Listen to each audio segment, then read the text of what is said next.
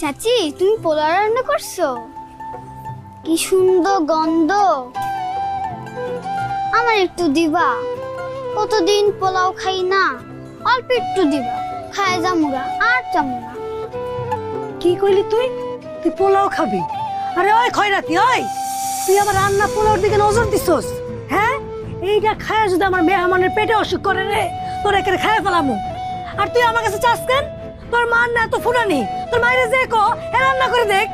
যা দিকে কি রে খারে যা, তোর মায়ের যে কো।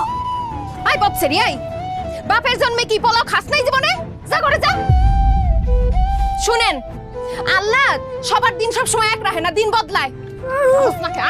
কি চাপার জোর রে, এত চাপার জোর? তো স্বামী রে কো চাল নিয়ে এসে দেখ, তুই রান্না করে খাওয়া। খয়রাতির ঘরে খয়রাতি, আমি একটু রাঁধছি, আমার মেয়ে বানাইবো, এদিকে দিছে নজর।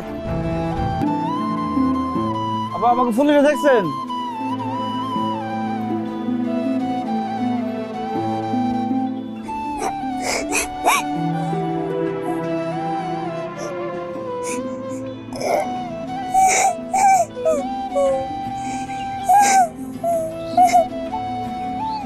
আম্মা কি হয়েছে আম্মা? গোসা করছেন কেন?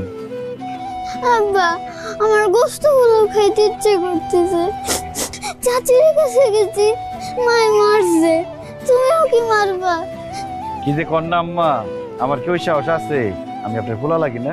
চলেন ঘরে চলেন, দুজনে কিছু খাই, অনেক খিদা লাগছে। না, মায় কচুর রুটি দিয়া শুটকি রানছে, আমার গলায় ধরে। আমি কচু খাম না, আমি মোরগ পোলাও খাম। মোরগ পোলাও খাইতে চাইছো? খাও মা, কিন্তু এখন তো আমার কাছে পয়সা নেই মা। চলো, যেটা আছে এটাই খাই, রাত্রে বেলা তোমার লিগে মোরগ পোলাও নিয়ে আমার। হাসি খাইতে থাকবা? সত্যি আনো।